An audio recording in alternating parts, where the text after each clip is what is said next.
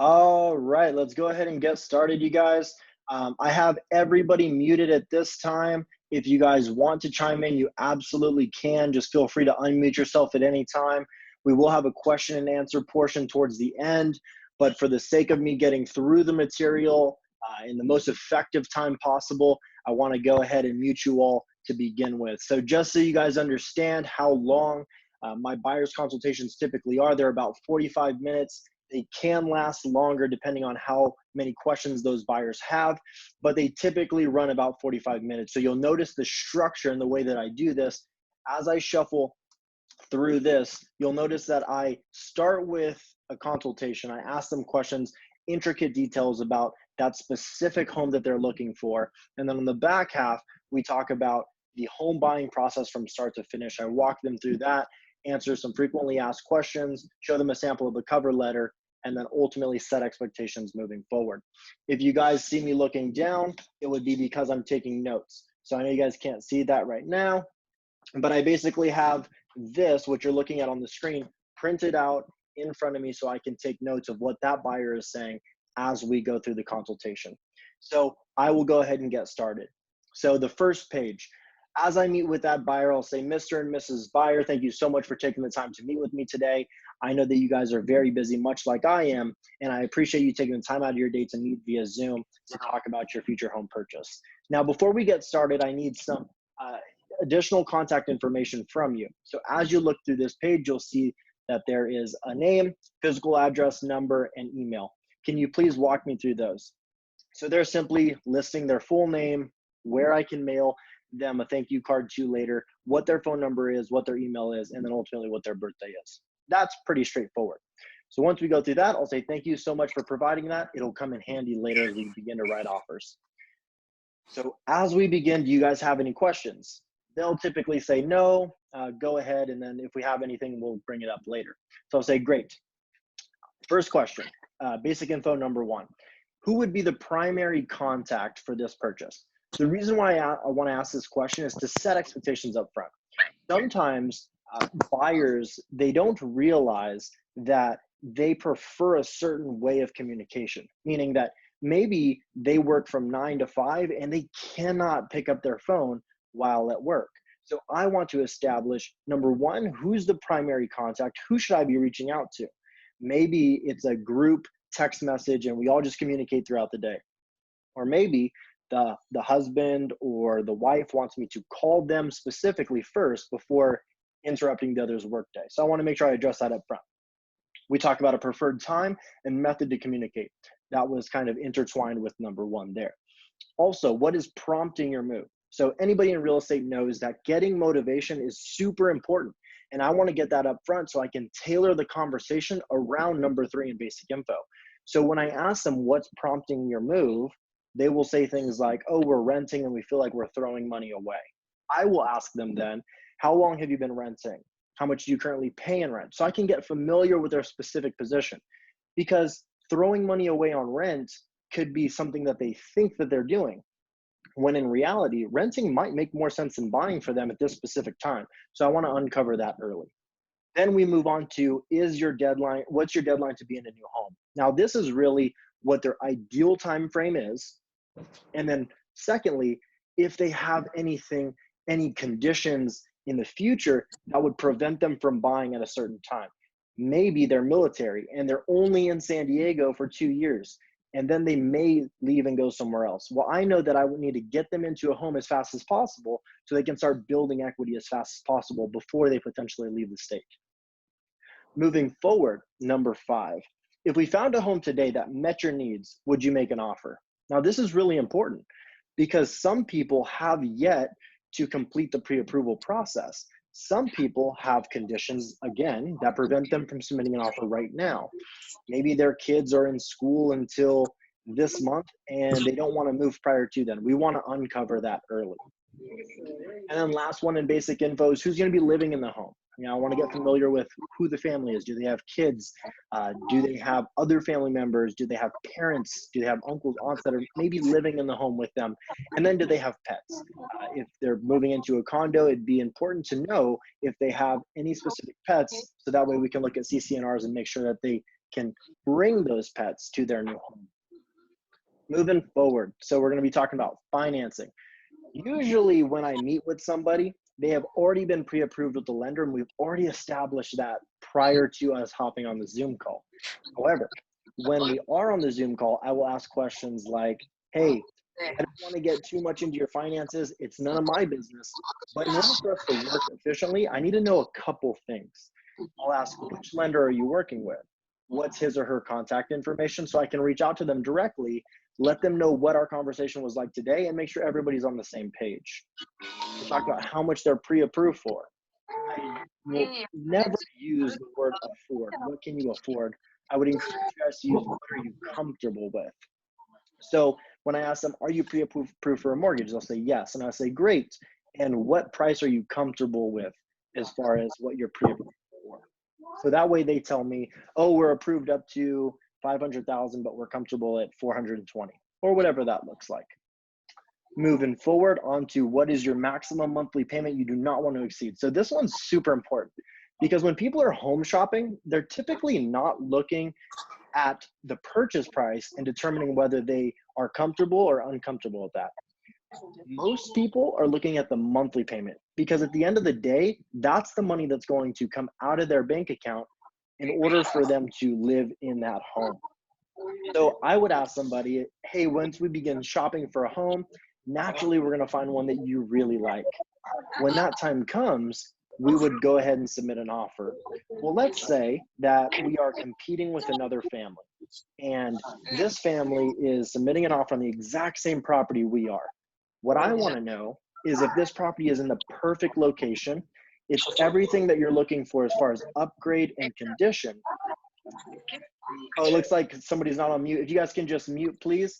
But back to that, if this home is perfect for you guys in the right location, everything that you're looking for, what would be the maximum monthly payment that you would pay? Meaning that if they were to pay $1 more than you would be okay letting that home go. What is that amount? So then you're truly getting to the root of, okay, we could do 3,000, but really we're more comfortable at 2,800, but we could do 3,000 if it were perfect. But you wouldn't know that without first asking that question.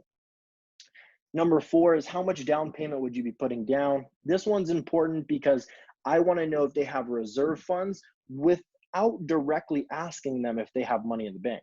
You know, if we run into appraisal issue later, I want to be able to know that we have security there. I also want to know that if we ask the sellers for all of the closing costs and they only give us half, that we have money for that too. So it's all about setting the right expectations and educating them through that. So then I'll ask, after we go through 1 through 4 on financing, I'll ask, are you familiar with earnest money deposit, closing costs, and inspections? I don't necessarily ask, do you have enough saved? I don't really like that question. So I'll ask, are you familiar with earnest money deposit, closing costs, and inspections? They'll usually say no if they're first-time home buyers, and then I'll begin to explain what these are. I'll say an earnest money deposit is simply that. It is a deposit, and this money is yours. However, once we go out and we find a home that you really like, naturally we'll submit an offer on that home.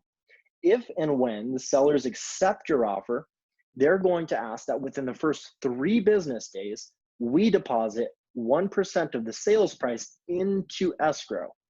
Escrow is a third party that holds all the funds from the time in which we have our contract accepted to the time in which you get your keys to your new home. So my question is, would you feel comfortable depositing that 1% within the first 3 business days if we found a home this week? And allow them to answer that question. The next thing is closing costs. Now, closing costs are a little bit different. The best way that I like to explain closing costs is what they're made up of and then defining each one specifically. So a majority of closing costs are made up of your taxes and insurance that are impounded for 6 months. So you'll pay your taxes and insurance monthly that are all wrapped up into your monthly mortgage payment that you make each month. However, in order to avoid taxes or insurance being unpaid in the future, hypothetically speaking, I know this wouldn't happen to you. However, it has happened to people in the past. Let's say for whatever reason you couldn't make your mortgage payment. At that point, we would be at that point, uh, we wouldn't want the bank is okay with you defaulting on your mortgage payment to make that up later. The issue would then be with your taxes and insurance. So what they do is they collect taxes and insurance up front 6 months, which is a big chunk of those closing costs. Secondly, it goes to pay for escrow and title. Remember, escrow, they're that third party that holds all the funds throughout the transaction. And then title. Title's a little bit different. What title does is they make sure that the sellers don't have any existing liens preventing that seller from selling their home. And they also make sure that the buyer is in fact who they say they are and nobody's fraudulently purchasing a home in your name. So closing costs are typically 2 to 2.5% of the sales price, depending on how large of a home that we're looking for. But we'll make sure that your lender goes over specifically what that amount is, and know that closing costs can be paid 3 ways. Number one, you as the buyer can pay them. Number two, your loan officer can pay them, but be careful with this. Anytime your loan officer pays your closing costs, essentially what they're doing is they're increasing your interest rate, which essentially increases your monthly payment and makes it so that you're financing it over the term. So they can give you a credit, but it'll cost you more monthly. And then third, we can negotiate the sellers to pay those closing costs. Moving forward, inspections, this is typically about a $500 cost. It is out of pocket, it cannot be financed. And it's important because the inspector will tell us everything right, wrong, and indifferent about the house. This way, you as the buyer can take that information to the seller, show them proof and say, Mr. and Mrs. Seller, we want you to do one of two things. We either want you to repair it and replace any of the items that affect functionality and safety, or give us a credit so that way we can hire our own company to come in and do the work. Is that fair? Yes. And then lastly, on financing, what is the maximum HOA and Melrose you do not want to exceed? So I would ask them, are you guys familiar with HOA and Melrose? Typically, most people are familiar with HOA, but they're not always familiar with Melrose. So I will break those down for them and say, HOA is a homeowners association. This is an association that is established to keep the community consistent. What they don't want is for some homeowners or tenants to not take care of that home, in which it would cause the value of the surrounding area, neighbors, homes to depreciate because they're not taking care of the home. So a homeowners association typically has a monthly fee that you pay towards, and it can be anything from landscaping, exterior maintenance, pools, clubhouses, things of that nature. Well, Melrose is a little bit different. See, Melrose, what it is you'll typically find it in newer development communities. Melrose is typically found in homes that have been developed in the last 30 years. And Melrose is a bond, basically, that was a cost from when that builder developed that community, passed that cost off to the homeowners. It goes towards paying for schools, parks, and other things in new development communities. Now, some of those bonds will in fact expire. However, in order to know exactly which bonds will expire and what you'll be paying towards, I would want title to help us identify when those will expire and what you'll be paying towards. But just know that if you're purchasing a home in a newer development community, you might see Melrose, and it comes in the form of a tax that is rolled into your monthly payment. So I would ask, after we talked about number 3, your maximum monthly payment, let's say they said $3,000, I would ask, are you okay paying towards HOA and Melrose as long as it fits within that $3,000, or do you not want to pay on this at all? Okay, so that's financing. I know it's a lot, guys, but I want to be very thorough with people, and I want to make sure that they get the best experience possible, so that way they don't have questions later. The worst thing that can happen is you get into escrow, they notice that their tax rate is a lot higher than what they expected, and then you're backpedaling and trying to explain what that is while you're in escrow, while you have a listing agent that is counting on you to close, and you don't want that, you guys. So then we'll move forward, and this is kind of the fun part, because now they get to open up and tell me about what they're looking for. I'll say, so tell me about an ideal location for you. And naturally, just be quiet. Allow them to talk. Allow them to tell you why. Allow them to tell you about their experiences. Don't give an opinion unless they ask for your professional opinion, okay? Some areas that we might consider are nice might not be nice to them. Some areas that we might consider to be a little bit rougher might not be rough to them. So leave your opinion out of it, allow them to tell you, and simply ask the question, well, I know you want to be in Chula Vista. Would you consider surrounding areas? And they'll say, oh, well, which areas are you talking about? I have this printed, so it looks a lot bigger in scale when it's printed, but I'll actually physically point. So I'll go Chula Vista, and then I'll go South San Diego, National City, Bonita, Paradise Hills, Spring Valley. So I'm actually showing them those surrounding areas and then allowing them to tell me what their experience is and whether they like it or dislike it. Okay, so location, pretty straightforward. Leave your opinion out of it. The next thing we'll talk about is there a maximum commute time that we should be considering? I know that you said surrounding areas in Chula Vista are fine, yet let me ask you, I know that you work on 32nd Street at the Naval Base. Would you be okay living in Spring Valley where you take the 54 highway west and it could take you about 25 minutes with traffic? Are you okay with that? And again, allow them to visualize that and tell you if that can be part of their lifestyle. What else is important about the location? I want to know, do you need a gym, shopping center, parks, walkability, hikes? Those are all things I want to talk about. Are those things important about your location? Then we'll go down to your home's wish list. Are you looking for a home that's completely turnkey, brand new, ready to move in? Or can it be a little bit older, in good condition, or possibly even a fixer-upper? Where are you at in all that? And allow them to tell you what type of home that they want. I'll ask, are you okay with carpet in the bedrooms and in the living areas? They'll say yes or no. Then they'll proceed to tell you what flooring they really want. Are you okay painting the home? Yes or no.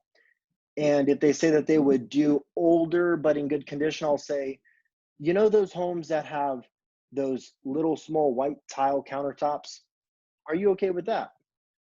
And then they'll say yes or no. Because that'll kind of tell me if they're okay with outdated features of the home or if they really do want a nice stone on the countertop, updated cabinets, things of that nature.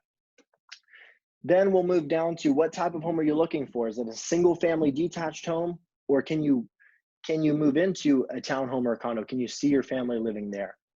How many stories do you want? This is important. We want to tell them that some townhomes in 91913 are actually 3 stories. They may not know that. We also want to tell them that some condos have people above or below you, some don't. We want to tell them that some single family homes value is different in 91914 if it's a single story versus a 2-story because of the demand to get into a single level. We want to go over all of those things with people. Then moving down to bedrooms, what is the absolute minimum you would do and what would be ideal for you? Bathrooms is super important because most times people say 2 bathrooms. I think the statistic is 80% of families want at least 2 bathrooms, but nobody ever thinks of 1.5 bath and how much you can save by simply buying a home with 1.5 bath rather than 2. So that's a conversation that we want to have. And then I'll ask, are you familiar with square footage? What's the minimum you can do and what would be ideal for you? Pretty straightforward. Then we'll talk about a lot. Do you need a yard? If it's a condo, do you need a balcony? If it's a townhome, do you need a patio? We want to know all those things. If they do want a yard, do they want grass? Do they want concrete? Do they want an area where they can plant? Meaning that some homes don't have privacy or they don't get the sunlight needed for them to have the garden that they visualized when they went to go and purchase a home. So I want to know what exactly is it that you're looking for, so that way I know when I send you a property, it fits that criteria rather than just every 3 to 1,400 square feet 91913. Okay, is a garage important? 1 car, 2 car, 3 car? Does it need to be attached? Can it be detached? Does that matter? If not, how big of a driveway do you need? How many vehicles do you have? Is a swimming pool or hot tub important? And then we'll move down to the master bedroom. In the master bedroom, is there anything specific that you need? Usually, no, until you ask these questions. Well, let me ask, do you need a walk-in closet? Most people say yes. Do you need an ensuite bathroom? And I know most homes have it. However, some don't. Do you need a bathroom inside that master bedroom? Yes or no? In that master bathroom, do you need 2 sinks? Do you need 2 vanities? Is that important to you? Yes or no? Then we'll move down to the kitchen. What's important about your kitchen? Most people will say they want a big kitchen. What we don't realize is that by big kitchen, all they mean is a lot of counter space. But until you ask them, well, how do you define a big kitchen? Is it square footage, or is it area, or is it space to put things and storage? And then they'll realize, oh, it's just space to put things and storage. Okay. And then we want to talk about, is it open concept? Is it a galley? We want to talk about all those things and styles of kitchens and layouts. So that way we can visualize what they're seeing in their mind. Is it open concept? Does it have an island? Is there a certain countertop that you're looking for? Most people want granite. Most people want quartz. Most people want stone. Okay. And then after we get through that, this is a really important question, you guys. Thank you so much for sharing all that with me. It's important that I understand what you're looking for, and you've been so easy. But now I'm going to challenge you a little bit. I want to know what the top 5 must-haves are. And it cannot be the number of bedrooms, the number of bathrooms, the square footage, or the location. So it has to be specific to the home. And now you're really getting them thinking.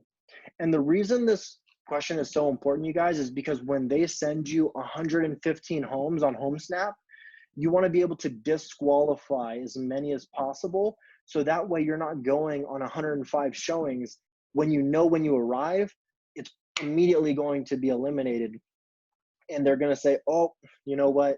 It doesn't have the AC. Or you know what? It's not in a cul-de-sac. Or you know what? We really didn't want one that was south facing. So these are top 5 must-haves that are specific to the home. And most times people are just saying things like a yard that is big enough for X, or a 2-car garage, or a driveway that we can park X amount of vehicles, a home that is not on a busy street, AC, no AC, heating, attic, basement, things of that nature that are specific to the home. Okay. Then moving forward, I will actually, oh, yep, just this one more. So how does somebody win with you? What are the top 3 qualities that you're looking for in the real estate agent that you decide to hire? When I ask that question, I put my hand over my heart because I know that I've already earned that business, and I want to give them a subconscious reaffirmation that I am there to support them. So they'll say things like good communication, negotiation, have our best interests. Those are 3 most common ones I hear. And then I'll say this. Thank you so much for sharing that with me. The reason I asked this question is because I've been in this business for 5 years now. I also, not only do I run my own business, I have the opportunity to coach agents who are new to this industry. And one thing I can tell you that is certain is that no real estate transaction is the same.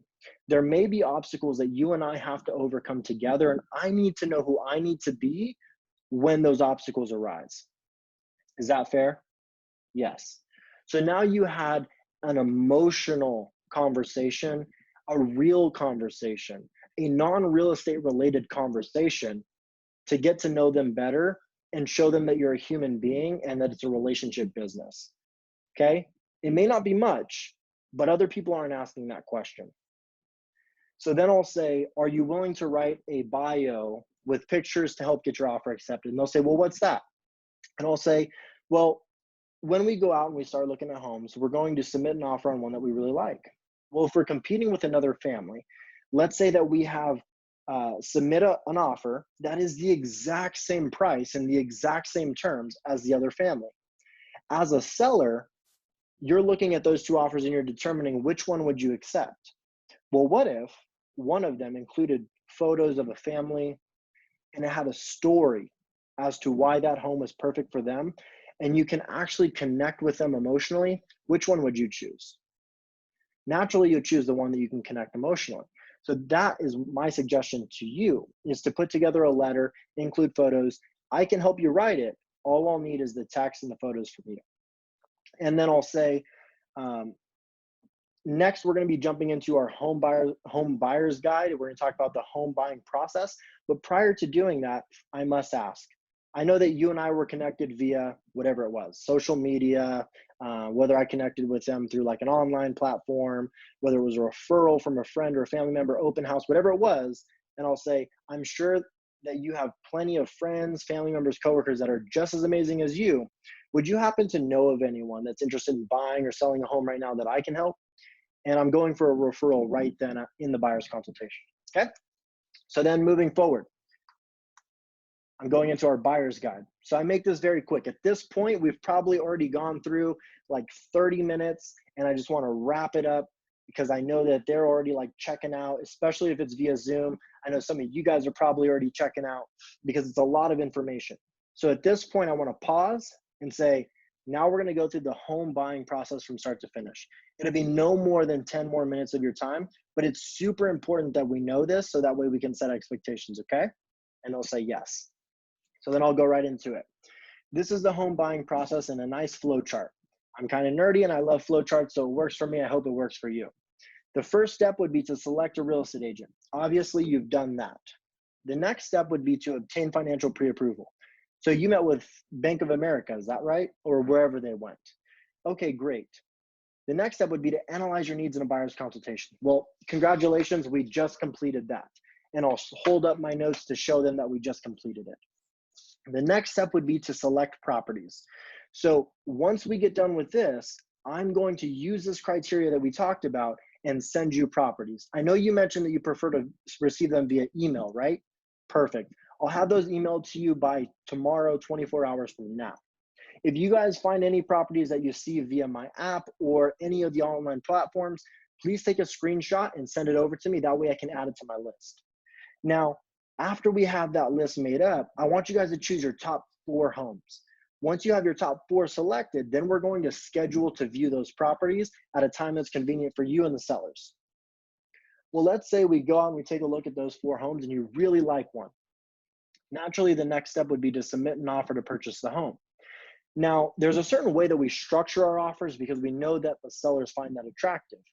At the end of the day, I want you to know that you're the captain, not me. I'll give you my professional opinion and you'll tell me what to do. Fair? Cool.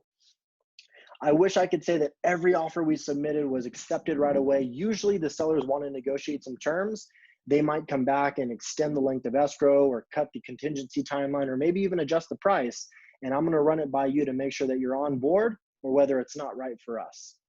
Lastly, we'll come to terms with the seller, accept a contract, and ultimately open escrow.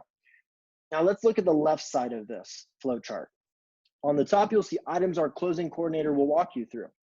Yes, I am your agent and I am a solo agent. There aren't any other real estate agents on my team.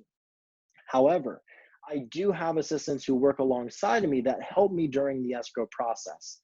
The one person that you may be hearing from, her name is Tashina Pine and she's my right-hand gal.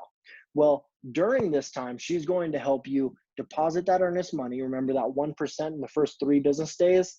She's going to help you coordinate that wire or driving that check down to escrow. The next thing is conducting inspections and disclosures.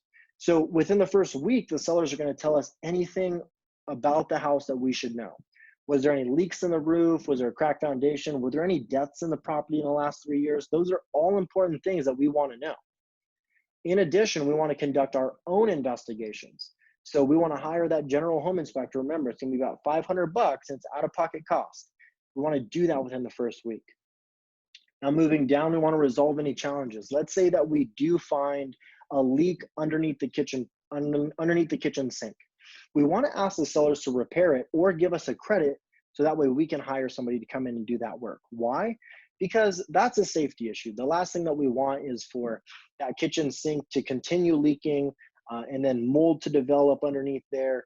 And what could have been just $100 cost up front now turned into an outrageous expense. So we want to make sure that we address that up front. The next thing is the contingency removal. There are 3 contingencies that protect that earnest money deposit that you deposited within the first 3 days. So what are contingencies? Well, I'll start by saying that contingencies protect your earnest money by allowing you to complete all the necessary investigations prior to committing to going through with this purchase. The 3 contingencies are number 1, the inspection contingency. So again, we're going to conduct that inspection, tell them what we want, and then come to terms with them. We want to do that within the first 17 days. The second one is the appraisal contingency, meaning there's going to be an unbiased individual that goes out to that property, looks at homes that have sold in similar upgrade condition size, in that specific neighborhood to determine if that home is actually worth the price that we agreed on. So let's say we decide to buy that home at 500,000, but the appraiser goes out and values it at 510,000. What happens? And they'll remain quiet because they typically won't know what happens. And I'll say, well, congratulations, you bought the home at a discount and you actually have $10,000 of equity when you step into that purchase. Well, on the other hand, what would happen if we agree to purchase that home at 500,000 and the appraiser determined the value at 490? Again, they probably won't know. And I'll say, well, one of two things will happen. Number one, the buyer has to come out of pocket for the difference, and it doesn't contribute towards the down payment, meaning whatever you have already agreed on paying in down payment and closing costs, now in addition to that, you have to come in with the difference. And that's a $10,000 difference. Now, in my professional opinion, I don't believe in overpaying for homes in this market, but I'll leave that up to you to determine. The second thing would be the sellers come down to that appraised value. And so that way we can continue moving forward at a new adjusted price. So we want to make sure we handle all of those things within and then lastly, the loan. Just make sure that you get with your loan officer and you have initial loan approval within the first 21 days. Lastly, we want to make sure we do our final walkthrough 5 days before closing. So were there any repairs that needed to be done? We want to make sure that all of those things are complete prior to closing on the home. We'll obtain any funds for closing, close on the property, and take possession of the home. I typically won't cover any of these things because these are all things that other servicers are doing. Like here in the middle is loan officer, and then here on the right is title and escrow. So I'll kind of leave that to them. But if they ask, then I'll answer their question. And then after we get done with this, I'll say, so I know there's a lot of information. If you have any questions, it's all here in written form. I'm going to email this over to you as well as other frequently asked questions for you to review if you want. If not, I won't be offended. Lastly, this is our sample of our cover letter. If you have any questions, feel free to let me know. Otherwise, I can put this together for you. And then I'll say, do you guys have any questions for me? And they'll say yes or no. If they do, then we'll answer those. And then if they don't, I'll say, well, I have one more question for you guys. And listen in, guys, because this is important. So I have one more question for you. And they'll say, what's that? And I'll say, do you know how I get paid? And it's super awkward because they think in their mind, they're like, oh my gosh, we never asked. Like, does this cost us money to do this consultation? Does it cost us money for Kevin to help us with the purchase? And so they're kind of scrambling in their mind. And then I'll say, well, take a guess. And they'll say, you get paid out of a commission, right? And I'll say, yes. And who pays that? And then they'll take a guess. And then I'll tell them, I'll say, I am always paid by the seller. By hiring me as your buyer's agent, you never have to pay me anything. It's a great opportunity for you to hire a professional to work on your behalf for free. Now, when you go to sell your home, it's not so much fun because you have to pay two agents, the agent who sells your home and the agent who brings the buyer. But you don't have to worry about that right now because you're simply purchasing a home. But what I do want to go over with you is our agreement, the contract that hires me to begin working on your behalf in the 4 ways I get paid by the seller. Is that fair? And they'll say yes. So most people use a BRE, which is a buyer representation agreement, exclusivity agreement. I actually use this. And it's a 1-page, easy on the eyes representation agreement that has worked for me in the past. I got the idea from a previous team that I was on, and it's worked for me ever since. And so this is what I use. But basically when I'm walking them through it, I'm saying, so this is the contract that employs me to begin working on your behalf. Again, it's the 4 ways I get paid by the seller, but I'll walk you through it. So I'll say, top line buyer representation agreement, today's date, your 2 names, and then number 1. For properties listed on the multiple listing service, I will accept a cooperating broker commission offered by the listing agent. What in the heck does that mean? Well, let's say we go out and we take a look at 4 different homes today. All of those homes have a different commission attached to it that I'm going to be paid. Whether I'm getting paid 1% or I'm getting paid 3%, if you want to see that home, I'm showing it to you. There are other agents out there that say that if they don't get paid 2% or 2.5%, then they're not going to show you that home. I don't believe in that. Again, if you want to see it, I'm showing it to you. Any questions on number 1? And they'll say, nope, got it. Perfect. Number 2, for properties offered for sale by owner or not otherwise listed, I will negotiate commission with the seller to be paid out of the seller funds at the close of escrow. And I'll ask them, have you ever seen a for sale by owner before? And they'll say yes or no. And I'll say, these are people who have elected to sell their house without a real estate agent. There's nothing wrong with them. They just wanted to save a little bit of money. But the challenge with them most times is, I don't think that they know this. It's really difficult to schedule a showing at their home when they don't have it listed online on the multiple listing service, because that's the service that we use to schedule showings. So if you see a for sale by owner, all that I ask is you take a picture of the house, take a picture of the sign, and send it over to me. That way I can call them directly and schedule that showing for us. Fair? Fair. Moving on, number 3. For properties offered for sale by developers or builders, you agree to permit me to accompany you on any visit to a new home sales office to register as your representative. So what in the heck does that mean? Well, let's say that there is a new development community and you really want to go view them. That's great. I would love to go with you to go view those homes. The only thing I would ask of you, is that you allow me to go with you on your first visit. The reason being is because when you go there, they're going to have you sign in. And by signing in, you're actually agreeing to working with their own brokerage. And it would be like if you were to go into a court of law where the same attorney is representing the plaintiff and the defendant. There's really no negotiation there. However, if you allow me to go on your first visit, you can go anytime after by yourself. Fair? Fair. And then I'll go to number 4. I'll say, and number 4, and full disclosure, this would be the one time you would have to pay me a commission. They'll allow me to explain.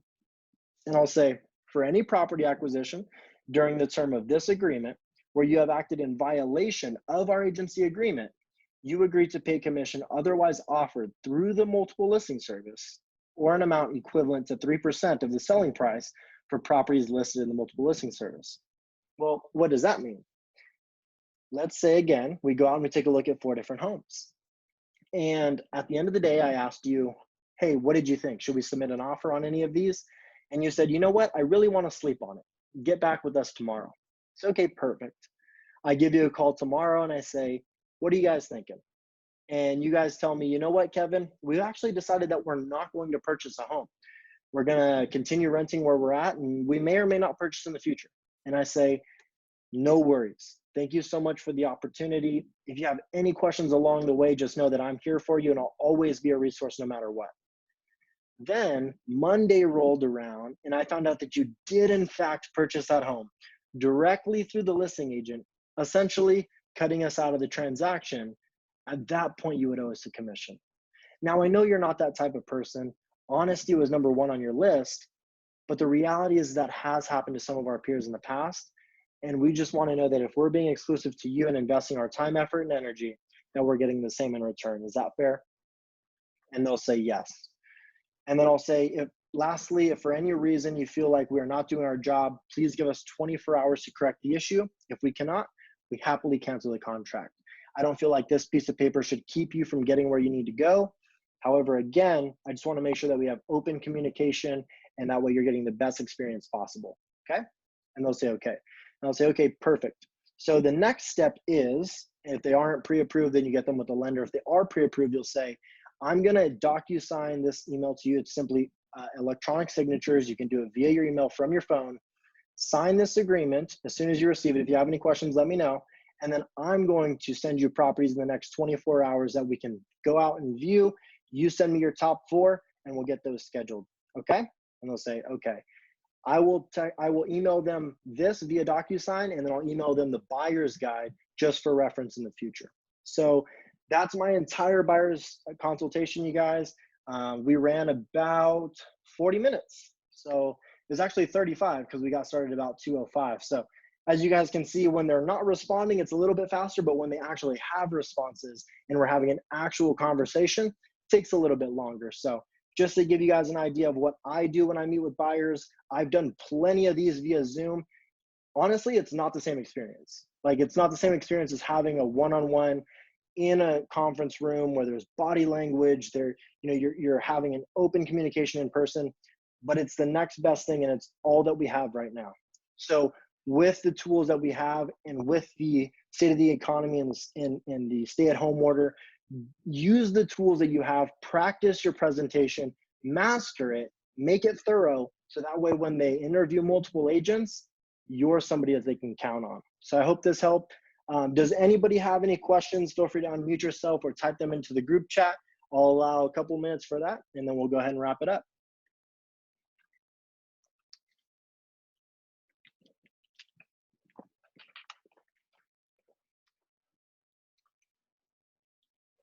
No questions? No questions? No questions, but request. Oh, hello. Sorry, what was your question? So I do not have a question, but I have a request, because I was a little bit late, but I really liked what I saw. Thank you for sharing your experience. And a request: can we have like an example of listing meeting during our trainings that we have? Not sure if it would be you or someone else. It's just general question. If anyone can, show or share their knowledge, how they do the listing appointments. Yeah, so the listing agreement or the listing presentation, or both? Presentation, yeah, I mean presentation. Listing presentation? Yeah, absolutely. I mean, I wouldn't be opposed to holding that class. I can definitely share with you guys my listing presentation. Everybody's listing presentation is different, as I'm sure buyers' presentations are different. But what I'll do is I'll get with leadership, with Chris and Melody, and see if there's anybody that wants to share. And if not, I can definitely step up and do that as well. That would be great. Thank you. Yeah, absolutely, absolutely. Any last questions, guys? Going once, questions going twice. All right, well, I appreciate all you guys tuning in to this, as well as all my other trainings. You guys are awesome. Thank you so much for the support. And if you guys have any questions, feel free to reach out to me. All right, guys. Okay, thank you. Have a nice weekend. Bye. You too.